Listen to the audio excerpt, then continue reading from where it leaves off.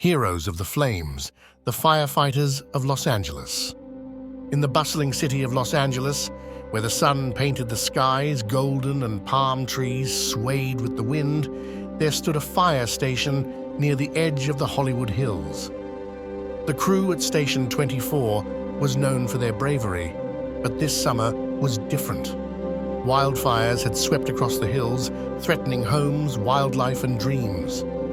Among the firefighters was Maya, a young recruit. She had always dreamed of becoming a firefighter, inspired by her father, who had once served in the same station. Maya was determined, but the intensity of the fires in Los Angeles tested her courage. One day at afternoon, the alarm blared at Station 24. A massive wildfire had broken out near Griffith Park, spreading rapidly toward neighborhoods. Maya and her team sprang into action, suiting up and heading toward the flames. As they arrived, the sight was overwhelming. Thick smoke filled the air, and the fire roared like a living creature, consuming everything in its path. People were evacuating their homes, clutching pets and precious belongings. Maya's heart raced as she followed Captain Torres, the team leader.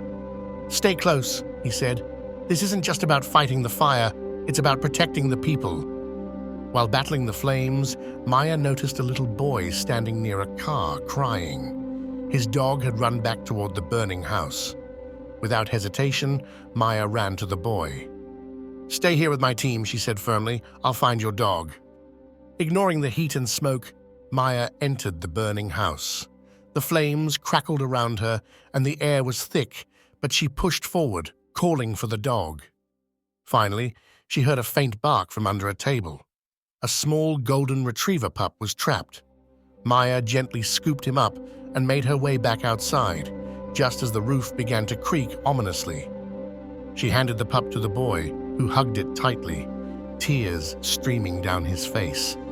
"Thank you," he whispered. By the time the fire was under control, Maya and her team were exhausted but relieved. They had saved dozens of homes and lives that day. Back at the station, Captain Torres approached Maya. "You did good today," he said. "Firefighting isn't just about water and flames, it's about heart, and you've got plenty of that."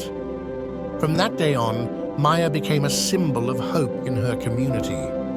The people of Los Angeles knew that no matter how fierce the fire, there were heroes like her ready to stand in its way.